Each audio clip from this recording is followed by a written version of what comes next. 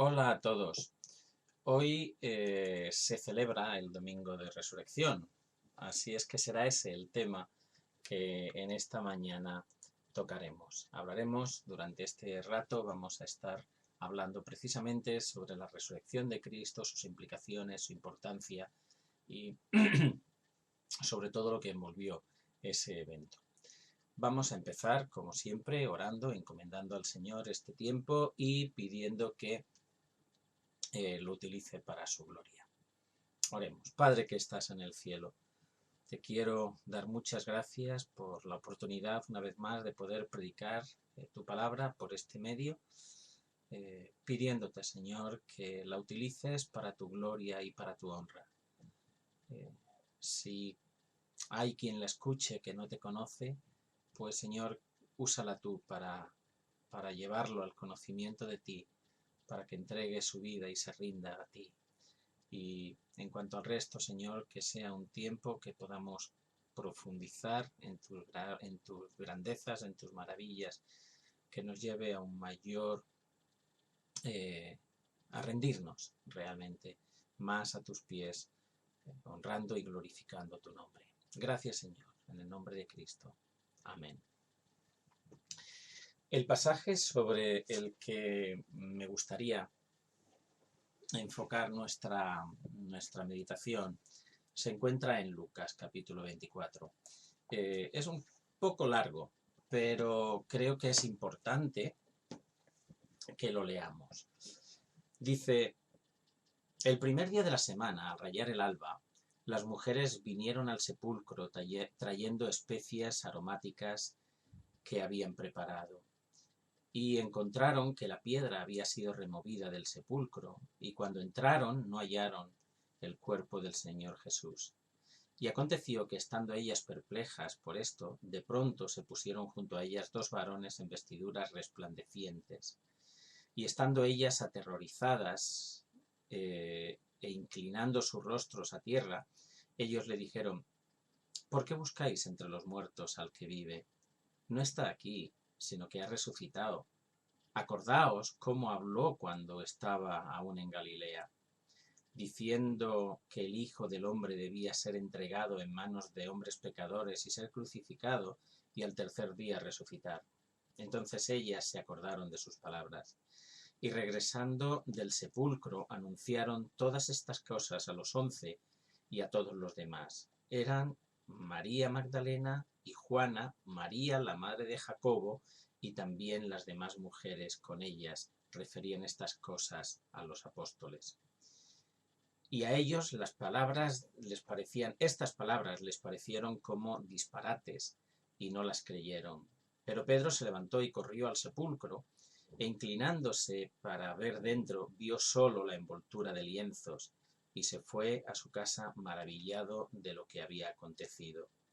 Y he aquí que aquel mismo día dos de ellos iban a una aldea llamada Emaús, que está como a unos 11 kilómetros de Jerusalén, y conversaban entre sí acerca de todas estas cosas que habían acontecido. Y sucedió que mientras conversaban y discutían, Jesús mismo se acercó y caminaba con ellos. Pero sus ojos estaban velados para que no le reconocieran. Y él les dijo: ¿qué discusiones son estas que tenéis entre vosotros mientras vais andando? Y ellos se detuvieron con semblante triste. Respondiendo uno de ellos, llamado Cleofás, le dijo: ¿eres tú el único visitante de Jerusalén que no sabe las cosas que en ella han acontecido en estos días? Entonces él les dijo: ¿qué cosas? Ellos le dijeron: las referentes a Jesús el Nazareno, que fue un profeta poderoso en obras y palabras delante de Dios y de todo el pueblo, y cómo los principales sacerdotes y nuestros gobernantes le entregaron y sentenciaron de muerte y le crucificaron. Pero nosotros esperábamos que él era el que iba a redimir a Israel.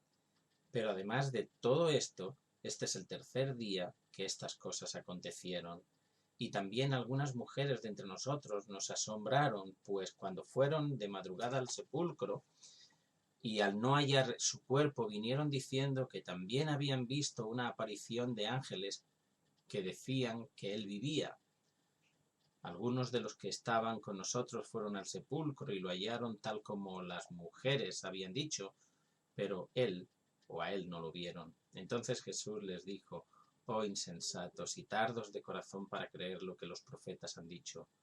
¿No era necesario que el Cristo padeciera todas estas cosas y entrara en su gloria? Y comenzando por Moisés y continuando por los profetas, les explicó lo referente a él en todas las Escrituras. Se acercaron a la aldea a donde iban e hizo como que iba más lejos. Y ellos le dijeron diciendo: quédate con nosotros, porque está atardeciendo y el día ya ha declinado. Y entró a quedarse con ellos. Y sucedió que al sentarse a la mesa con ellos, tomó el pan y lo bendijo y partiéndolo les dio.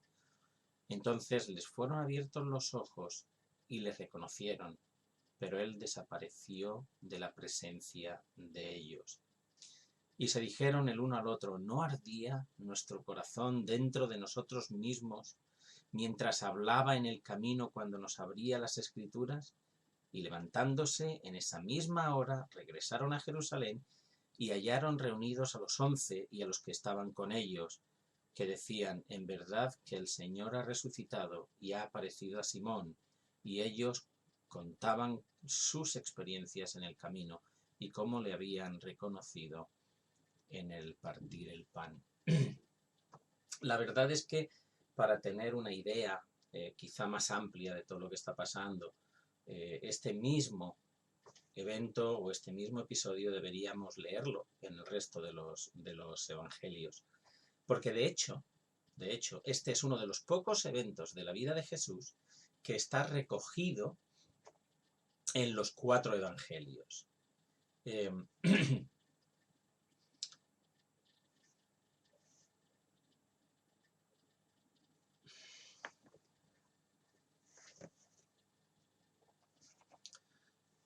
La Pascua es un tiempo en el que los cristianos celebramos la muerte y la resurrección de Cristo. El llamado Viernes Santo inevitablemente está vinculado al momento de la crucifixión y muerte de nuestro Señor. Entre tanto que el domingo de resurrección celebramos su victoria sobre la muerte. No obstante, independientemente de que hoy sea el día que se conmemora la resurrección de Jesús, lo cierto es que es una celebración que los cristianos evocamos cada domingo. Al participar de la comunión, cada vez que celebramos la Santa Cena, estamos haciendo memoria de varios aspectos relacionados con Jesucristo. 2 de ellos son parte de su pasado, lo relacionado con su muerte y su resurrección, y un último aspecto que tiene que ver con su futuro, el relacionado con su gloria venidera, de acuerdo a lo que dice 1 Corintios capítulo 11, versículo 26. Lo interesante del tema es que cuando Jesús instituyó la comunión, todos estos eventos eran futuro. Desde una perspectiva humana, decir que él iba a morir no era nada extraño. A fin de cuentas, todos morimos, todos pasamos por ese proceso. Ahora bien, desde esa misma perspectiva humana, decir que voy a resucitar, eso era ya algo mucho más complicado y humanamente imposible. Pero la realidad es que resucitó y de hecho es lo que hoy celebramos. Ahora bien, si la resurrección es algo en apariencia imposible, no por ello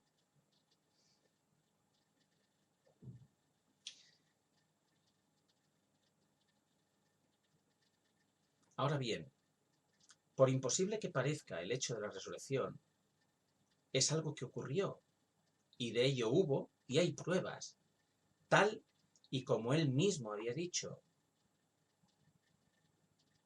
Y si eso es así, entonces con mucha más razón podemos hablar de su venida en gloria como una realidad inmovible basado en esas mismas promesas.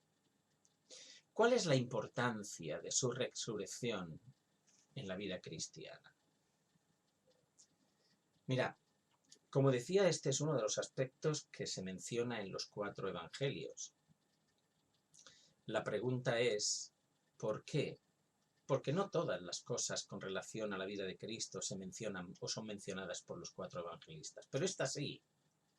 Y la razón de ello creo que se hace evidente desde el momento que la resurrección de Cristo es precisamente la base de la fe cristiana. El evangelio de la cruz no tiene sentido sin la resurrección, de acuerdo a lo que enseña, escribe el apóstol Pablo en la primera epístola a los Corintios, capítulo 15, versículo 19. Y sin la resurrección de Jesucristo, la cruz tampoco tiene sentido ni tiene valor. El apóstol Pablo, en su primera carta a la iglesia de Corinto, en el capítulo que he mencionado, capítulo 15, versículos 17 en adelante, parafraseo lo que él dice. Pablo dice, si Cristo no resucitó, entonces nuestra fe es vana. No tiene sentido, porque si no resucitó, los pecados no han sido perdonados. Y entonces los que murieron con la fe puesta en Cristo, pues perecieron sin más. Y si en esta vida nuestra esperanza está puesta en un Cristo muerto, en alguien que no vive, entonces los que creemos en él somos los más dignos de conmiseración de todos los hombres. Y a continuación, después de haber dicho esto, Pablo, con un grito prácticamente de alegría, añade, pero él ha resucitado de entre los muertos. Él está vivo. El Evangelio descansa sobre 2 pilares. El apóstol, en la primera epístola que hemos mencionado de los Corintios, escrita a la iglesia de Corinto, hace referencia a esos 2 pilares. Y él dice, hermanos, el Evangelio que os prediqué, el mismo que vosotros recibisteis, el mismo que habéis creído y en el cual estáis firmes, el mismo por el cual sois salvos, y que fue el mismo que recibí, es este, que Cristo murió por nuestros pecados conforme a las Escrituras, que fue sepultado y que fue resucitado, o que resucitó, perdón, al tercer día, conforme a las Escrituras. Por tanto, los 2 pilares sobre los que descansa el Evangelio de salvación son, 1, que Cristo murió por nuestros pecados conforme a las Escrituras y que Cristo resucitó conforme a las Escrituras. Así que la fe cristiana se basa, por una parte, en un hecho histórico probado, su resurrección, en una realidad presente, y es que Cristo, cuando se despidió de sus discípulos, dijo, yo estaré con vosotros, yo estoy con vosotros todos los días hasta el fin del mundo. Y en una gloriosa esperanza de futuro, un regreso en gloria. Es la resurrección de Cristo la que le da valor a las últimas palabras que él mismo, o con las que él mismo se despidió de sus discípulos mientras estuvo en la tierra. Cuando él se despedía de sus discípulos, les dijo, yo estaré con vosotros todos los días hasta el fin del mundo. Y eso solo puede decir alguien que está vivo. Cuando María Magdalena, María la madre de Jacobo y Salomé, y después algunos de sus discípulos fueron a la tumba el domingo siguiente, después de haber sido crucificado, por la mañana temprano, y entraron en ella, en la misma tumba en la que habían puesto el cuerpo de Jesús el viernes por la tarde, solo encontraron lienzos. Evidentemente, si alguien hubiera intentado robar el cadáver de Jesús, como luego posteriormente dijeron los judíos, hombre, no se lo habrían llevado o no le habrían quitado los lienzos, se lo habrían llevado con los lienzos en los que estaba el cadáver envuelto. Nadie se habría entretenido en quitarle los lienzos al muerto, ya algo maloliente después de 3 días. Por lo tanto, Cristo salió, Cristo se fue, Cristo resucitó. Y lo único que encontraron sus discípulos y las mujeres que fueron a la tumba a verle fue precisamente los lienzos en los que él había sido envuelto una vez que estuvo muerto. La resurrección de Cristo, decía hace un momento, es la base de la fe cristiana. Gracias a la resurrección de Cristo sabemos que la muerte no tiene la última palabra, sino la vida. Y la resurrección de los hijos de Dios está garantizada porque si hay algo que está claro es que con la resurrección de Cristo la muerte perdió su poder, quitando. Bueno, el apóstol Pablo dice que la muerte ha sido derrotada, ha sido sorbida en victoria. Llegará el momento en el que Cristo resucitará a los suyos, porque Él es quien tiene la última palabra. La muerte murió cuando Cristo resucitó. Cuando Cristo murió en la cruz, en apariencia, la muerte le había derrotado. Pero en el momento en el que Él se levantó, en un día como el de hoy, la muerte quedó derrotada y Él se levantó victorioso. La muerte ya no tiene más poder sobre la vida que Cristo da. El apóstol Pablo escribe y dice que cuando nuestro cuerpo corruptible, haya sido transformado en incorrupción y cuando lo mortal se haya vestido de inmortalidad, entonces se cumplirá la palabra que está escrita de sorbida o devorada, es la muerte en victoria. La fe cristiana es la única fe del mundo que no tiene una tumba que visitar. Es triste pensar en todas esas personas, en todos esos millones de personas, tristemente, que están engañados y cegados esperando un paraíso o una mejor vida y que cada año van a visitar la tumba de quien se supone tiene que darles vida a ellos. Cualquier otra religión tiene una tumba llena de huesos secos en los cuales basan su esperanza de vida eterna. Cristo ha resucitado y la garantía de nuestra resurrección es precisamente su resurrección. Él no está enterrado, Él está en el trono de Rey, en su trono de victoria. Él resucitó, está vivo, y para que nadie pudiera dudar de ello, se presentó, dice la palabra de Dios, a muchos. La resurrección de Cristo implica que los hijos de Dios no sirven a un Dios muerto, sino a alguien que vive, o que vivió, que vive y que vivirá por la eternidad, porque Él es el creador de la vida, la sustancia de la misma vida y el sustentador de la vida. No servimos a un rey muerto, servimos al Rey de Reyes, al Señor de Señores, al que está sentado en el trono, al que vive y reina por los siglos de los siglos, ante quien se van a doblar todas las rodillas y toda lengua confesará que Él es Dios. Eso dice Filipenses capítulo 2, versículos del 5 al 11. Alguien ante quien toda rodilla se doblará, será doblegado, y por quien la vida de los que creen será restaurada más allá de la muerte. Pero me gustaría reconstruir de alguna forma, o en la medida de lo posible, qué fue lo que pasó ese domingo de resurrección. Mirad, lo primero que me llama la atención de esta historia es que si la miramos un poco más de cerca, más de lo habitual, nos daremos cuenta de que al parecer nadie de las personas que estaban a su alrededor creían que Jesús resucitaría de entre los muertos. Como les había dicho una y otra vez, les había repetido en muchas ocasiones.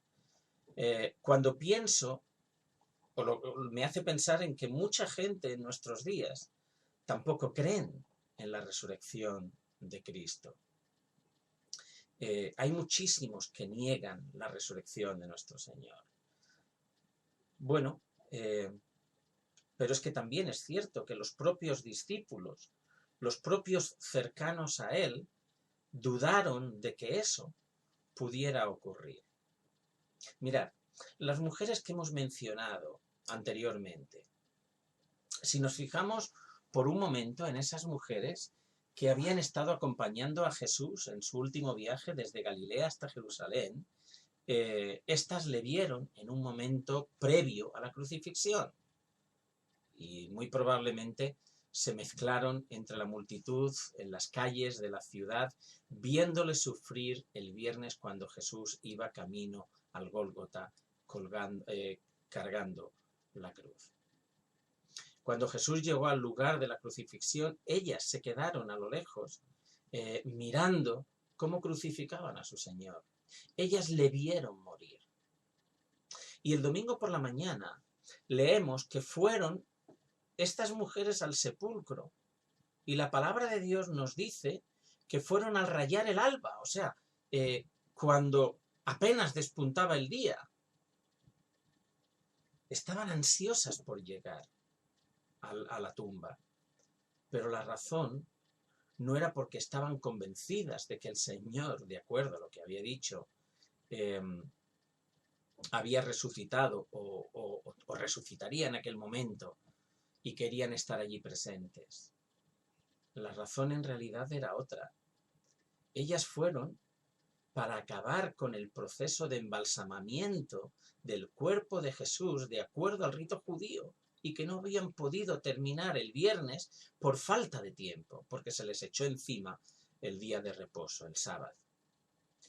Es más, leemos en los pasajes paralelos, en los otros evangelios, leemos que cuando ellas iban por el camino, su única preocupación era la de quién les iba a remover la piedra que tapaba la entrada al sepulcro. Eso lo leemos en Marcos capítulo 16, versículo 5. ¿Quién nos va a remover una piedra que pesa una inmensidad?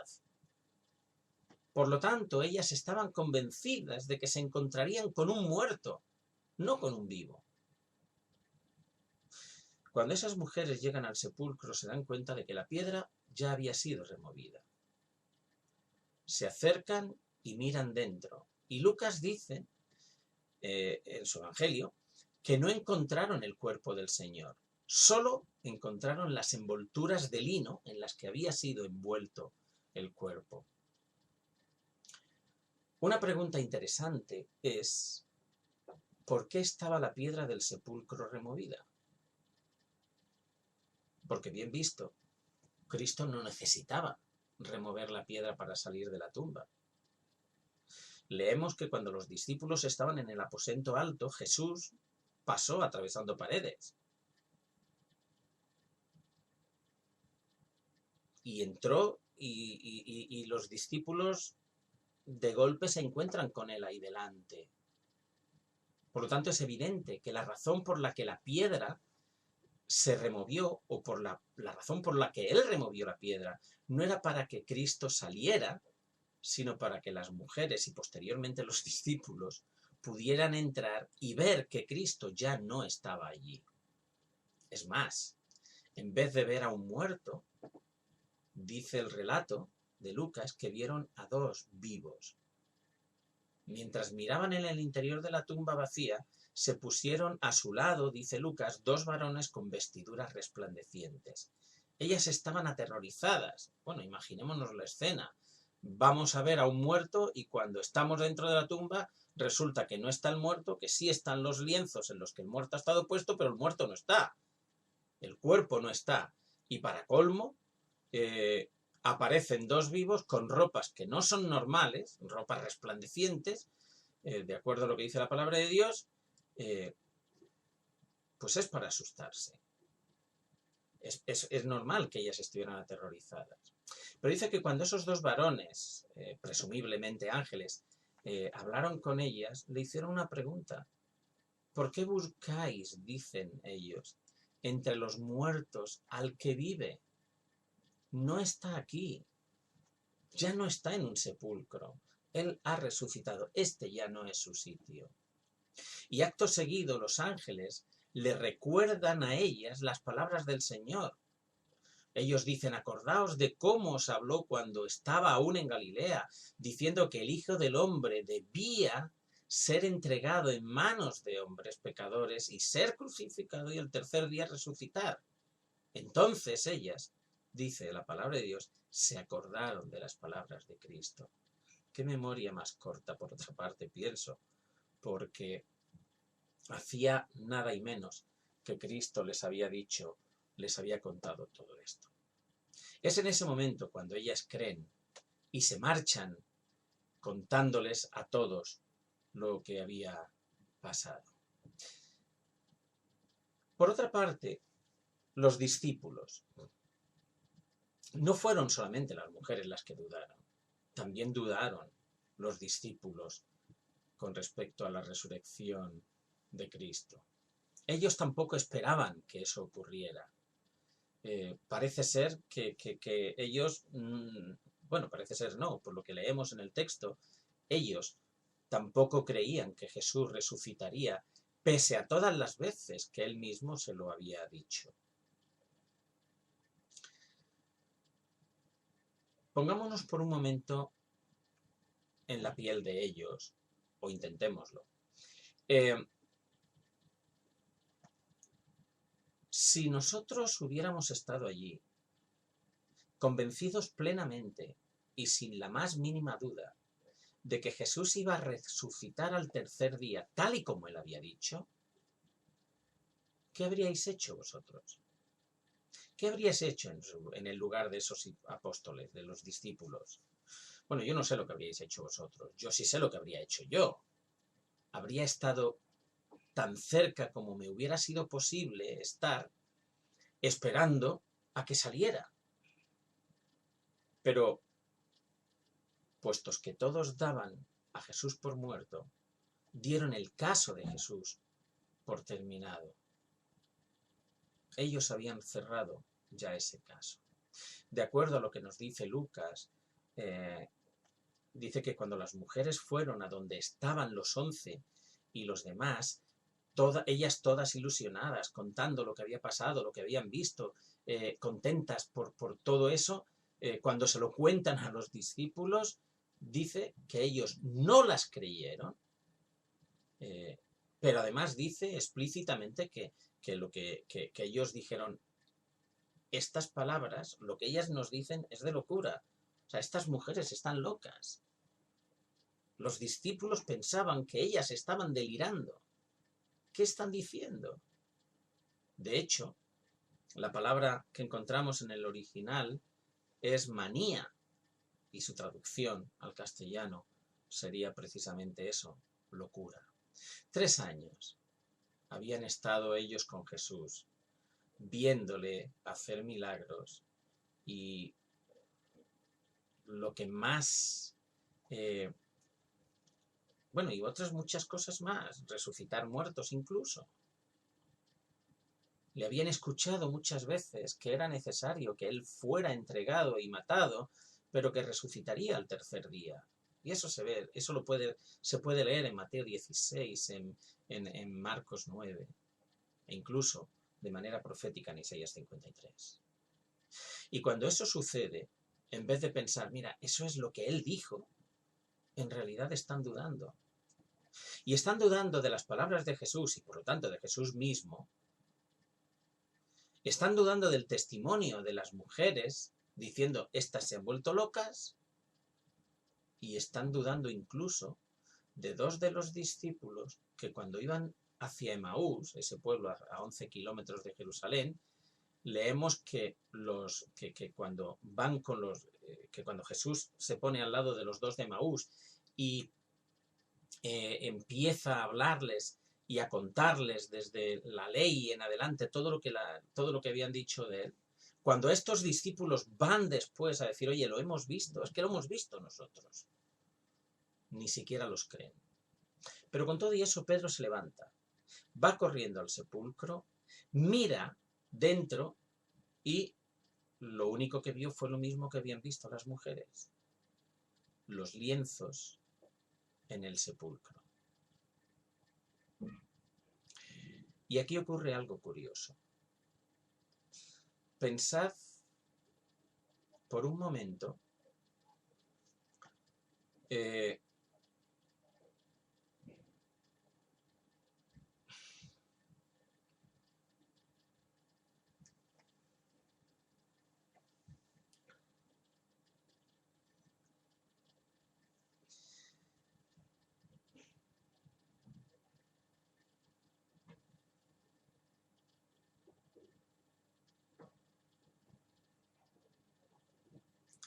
Pedro se levantó, fue corriendo al sepulcro, miró dentro y lo único que vio fueron las envolturas de lino. Y aquí hay algo curioso también. Pensad por un momento. Todos estaban deshechos después de pasar 3 años con Jesús, con todas las vivencias que él había compartido con ellos. Lo habían visto hacer milagros, le habían oído decir que él era Dios, ellos mismos le habían confesado como el Hijo de Dios, lo habían visto transfigurarse, le habían oído decir en varias ocasiones que lo iban a matar, pero que resucitaría, etcétera, etcétera, etcétera. Finalmente, el maestro ha sido asesinado. Lo han visto colgado de una cruz, con el cuerpo completamente destrozado. Lo han visto que lo entierran, y ahora vienen unas mujeres diciendo que han estado en la tumba y que no solo está vacía, sino que hay 2 varones con vestiduras resplandecientes que les han contado que él ha resucitado tal y como él había dicho. Ninguno las cree, pero aún así Pedro va a la tumba y constata que lo que las mujeres decían era cierto. Pero Pedro, en vez de ir donde estaban los demás discípulos para contarles los hechos, leemos que se va a su casa maravillado de lo que había ocurrido. ¿Por qué en vez de irse a su casa no se fue donde estaban todos y contárselo y gozarse todos juntos?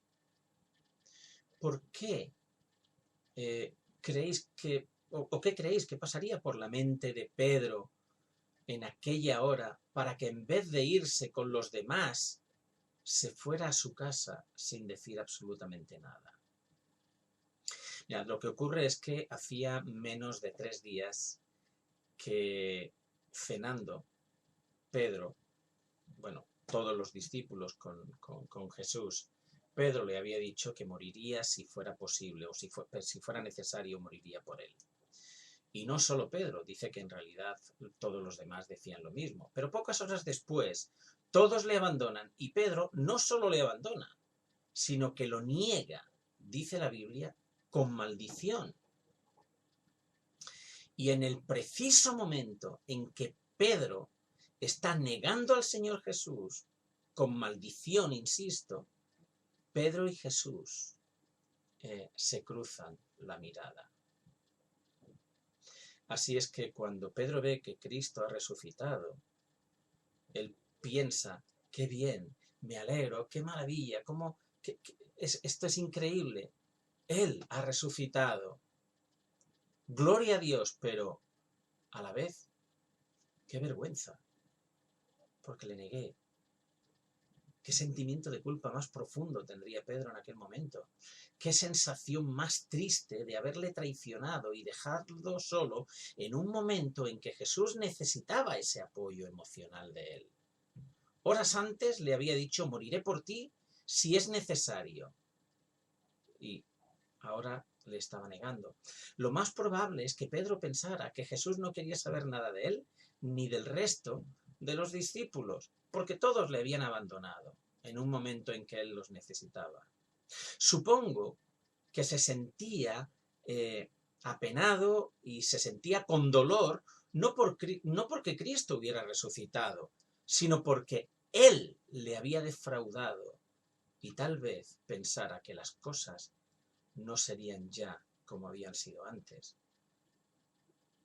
Ha resucitado, pero después de todo esto, después de que le hayamos fallado como le hemos fallado, Él no va a querer saber nada de nosotros. Así es que Pedro se va a su casa, contento con saber que el Maestro había resucitado, pero avergonzado, porque ahora quedaba patente la forma en la que habían defraudado a su Señor. Hay un tercer grupo de personas, dos, los discípulos del camino a Emaús, a los que hacíamos referencia antes. Estos iban de Jerusalén a Emaús, y nos cuenta Lucas que iban conversando entre sí acerca de todas estas cosas que habían acontecido. Y sucedió que mientras conversaban, Jesús se pone a su lado y les pregunta qué es lo que están discutiendo. ¿Qué discutís?, les dice. ¿Qué discusión son estas que tenéis entre vosotros mientras vais andando? Y ellos dice la Escritura que se detienen con semblante triste. Y entonces ellos les dicen que puede ser la única persona de Jerusalén que no se ha enterado de lo que está pasando, de todo lo que había ocurrido. Jesús le dice, ¿pero de qué cosas me estáis hablando? Y ellos le dijeron que hablaban, o le empezaron a hablar de Jesús el Nazareno, que fue, y dice la palabra de Dios literalmente, fue un profeta en pasado, fue un profeta poderoso en obras y en palabras delante de Dios y de todo el pueblo, y cómo los principales sacerdotes y nuestros gobernantes le entregaron y sentenciaron a muerte y lo crucificaron. Pero nosotros esperábamos que él era el que iba a redimir a Israel, dice Lucas. Pero además de esto, este es el tercer día desde que estas cosas acontecieron. No es muy descabellado pensar que lo más natural de estos apóstoles, o de los apóstoles en sí, era olvidarse de todo esto, pasar página y olvidar de todo. Y de hecho es lo que ellos dicen, era un profeta poderoso en palabra y obras delante de Dios y delante del pueblo, y esperábamos que finalmente él redimiera a Israel. Y está diciendo, pero no lo es. Lo que están diciendo es que él está muerto. Y lo peor de todo es que ellos habían visto a su profeta, a ese profeta poderoso en palabra delante de Dios, lo habían visto gritar desde la cruz, Dios mío, ¿por qué me has desamparado? La pregunta es, ¿quién puede mantener una fe intacta ante quien momentos antes de morir está diciendo que Dios le ha abandonado? Por lo tanto, es lógico pensar un poco como ellos. Luego no solamente lo ven muerto, sino que lo ven enterrado tras una pesada losa. No es de extrañar que estuvieran desconcertados, que estuvieran apenados, que se sintieran mal. Las teorías pueden ser muchas, sin duda serían muchísimas las que entre ellos se barajarían en días de confusión como estos. Y por otra parte, ellos podrían decir, bueno, si hubiera sido Dios, Dios no puede morir, pero él ha muerto. Por lo tanto, si él ha muerto, entonces no es Dios. Era un profeta, pero ha pasado a la historia. La pregunta que yo tengo en todo esto, bueno, más que pregunta, es ¿cuáles son las lecciones que podemos sacar de toda esta historia? Mirad, hay 4 lecciones, básicamente, que podemos sacar de todo esto. La primera de ellas es que la historia no ha hecho más que comenzar. Para los discípulos, al ver a su Señor muerto, ellos pusieron punto final a esta historia, pero para Cristo no hacía más que empezar. Mientras que para los romanos, los judíos, los discípulos y todos los demás, la muerte de Jesús era el final de la historia, para Cristo apenas empezaba. Pero ellos no tenían una perspectiva clara de lo que estaba pasando. Y a menudo eso suele pasar con nosotros, que nos hundimos ante algunas situaciones y circunstancias difíciles de las que no vemos salida humanamente hablando, pensando que es el final de todo, cuando en realidad lo único que nos falta es tiempo y una visión espiritual. Porque lo que para nosotros parece algo concluido, para Dios no es más que un punto y seguido.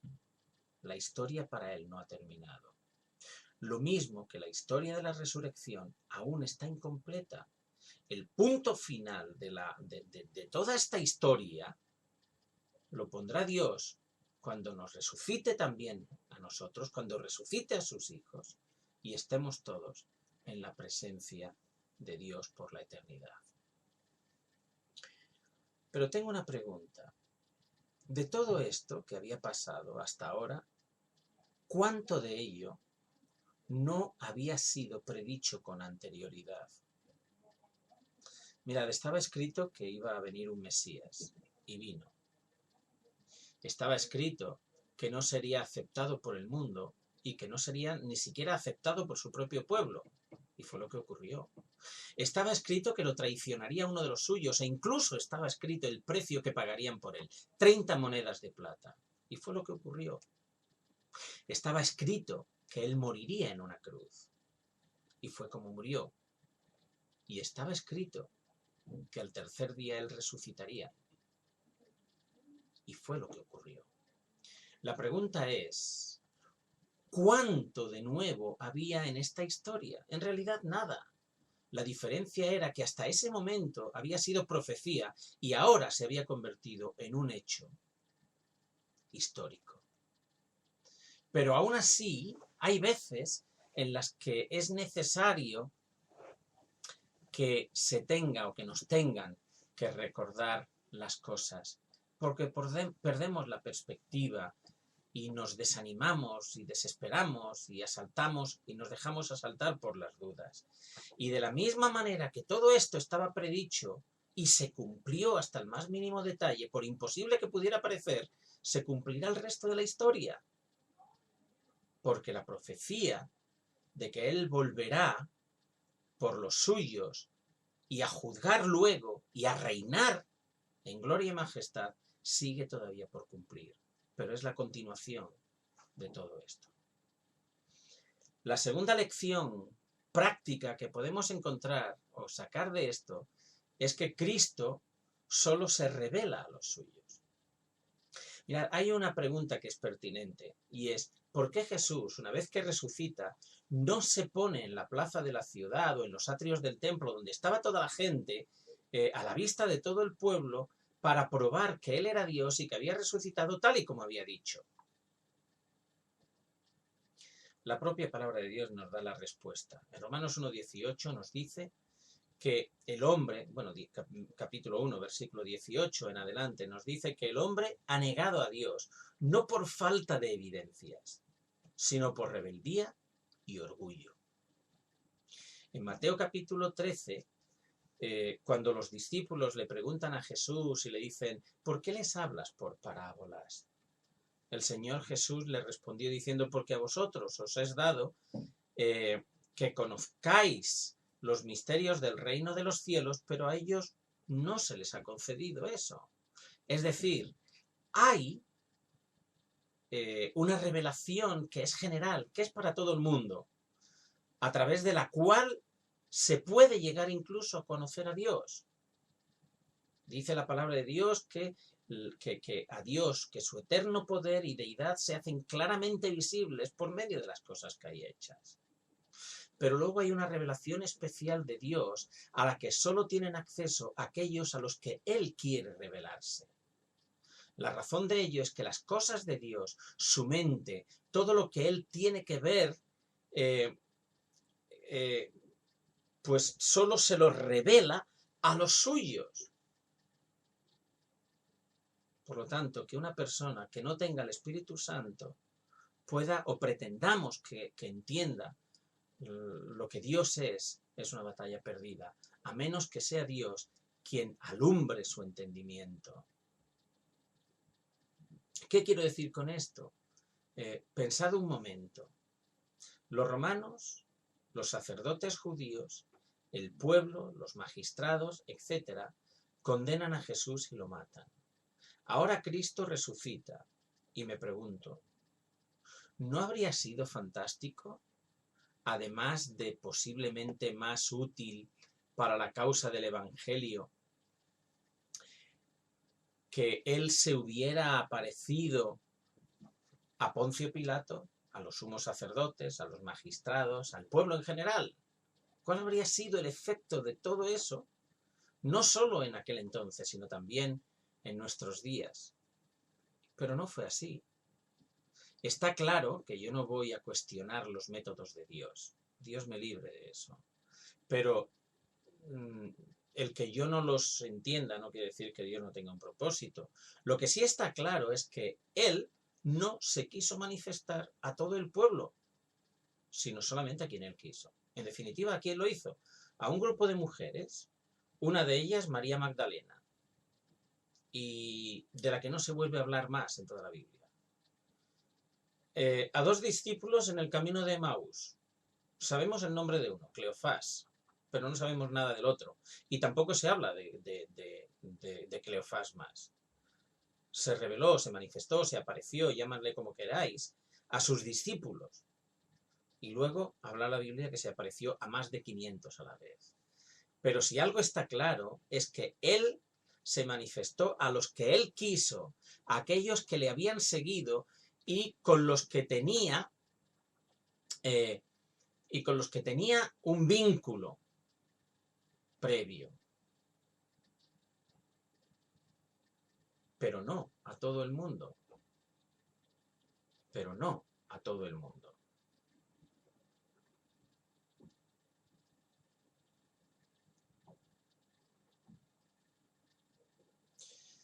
En tercer lugar,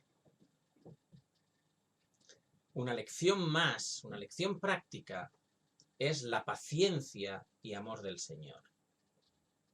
Cuando se acerca a los discípulos que iban en el camino a Emaús y les pregunta de qué están hablando, qué es lo que discuten entre ellos, ellos respondiendo, o sea, Cleofás fue el que le dijo, ¿eres tú el único visitante en Jerusalén que no sabe las cosas que en ella han acontecido estos días?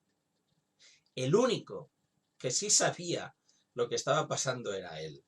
Eran ellos y los demás los que no tenían ni idea de lo que estaba ocurriendo. Entonces Jesús se da cuenta de la incapacidad de ellos y la necesidad que estos tenían de ser reconfortados, fortalecidos, animados y afianzados en su fe. Y entonces comienza a explicarle las Escrituras con una interpretación libre de errores. Porque quien les estaba explicando las Escrituras es el mismo que las inspiró.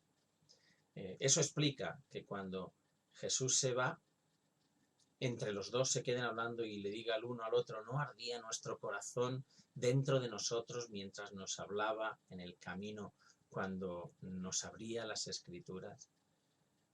Y fue en ese momento cuando el Señor se había marchado. En cuarto lugar, y para terminar, una lección importante de todo esto es que Dios no anula a los suyos por causa de sus fracasos, por causa de los fracasos de estos. El día a día, en la vida de cualquier hijo de Dios, de cualquier cristiano, es un aprendizaje, a través del cual el Señor nos enseña y nuestros fracasos no nos anulan delante de Él. Si miramos la vida de esos grandes hombres de Dios que encontramos en su palabra reflejada, hay pocos, o tal vez ninguno, que no saboree o haya saboreado el fracaso en algún momento. Mira la vida de Moisés, la vida de de Abraham, la vida de David, la vida de Elías. Todos ellos fracasaron y de manera estrepitosa. Y podríamos ir mirando la vida de otros muchos, pero ninguno de los fracasos de ellos impidió que Dios hiciera su obra en ellos y a través de ellos. Dios en ningún momento los desechó. ¿Por qué digo esto? ¿No fueron los discípulos los que abandonaron al Señor en el momento en que Cristo fue detenido? ¿No fue Pedro quien, cuando le preguntaron si él era uno de ellos, Pedro lo negó 3 veces consecutivas, acompañando su negativa o su negación de conocerle a él con maldiciones? Pero cuando Cristo resucita, leemos en el Evangelio de Marcos que los ángeles dijeron a las mujeres: no os asustáis, no os asustéis. Buscáis a Jesús Nazareno, el crucificado ha resucitado, ya no está aquí. Mirad el lugar donde lo pusieron. Pero id y decid a sus discípulos y a Pedro: él va delante de vosotros a Galilea. Allí le veréis tal como os dijo. Id y decidle a sus discípulos y también a Pedro, el que le negó con maldición. Decidle a él también que él va delante de ellos a Galilea y que allí les verá. Pedro le había negado unos días antes y Cristo le manda el mensaje a él de que vaya y se encuentre con él. El fracaso de Pedro y el abandono de todos no eliminó la confianza de Dios en ellos. Allí Pedro aprendió 2 lecciones. Una, que no somos tan fuertes como pensamos, porque él había dicho: no, yo moriré contigo si es necesario. Y 2, no estamos libres de cometer errores y fracasar a lo largo de nuestra vida. Pero nada de eso nos elimina delante de Dios. Y de igual manera debemos proceder nosotros con nuestros semejantes. Nuestros fracasos también nos enseñan a tener más gracia con aquellos que nos defraudan, nos ofenden o incluso nos traicionan. Dios toma nuestros fracasos para moderarnos, enseñarnos, prepararnos para su obra. Hoy celebramos la resurrección de Cristo, el evento más importante, juntamente con su nacimiento, de la historia del universo. Dios permita que este evento al que hacemos referencia te acerque a Él, toque tu corazón y te lleve al conocimiento de la verdad. Y a Él sea la gloria por los siglos. Amén.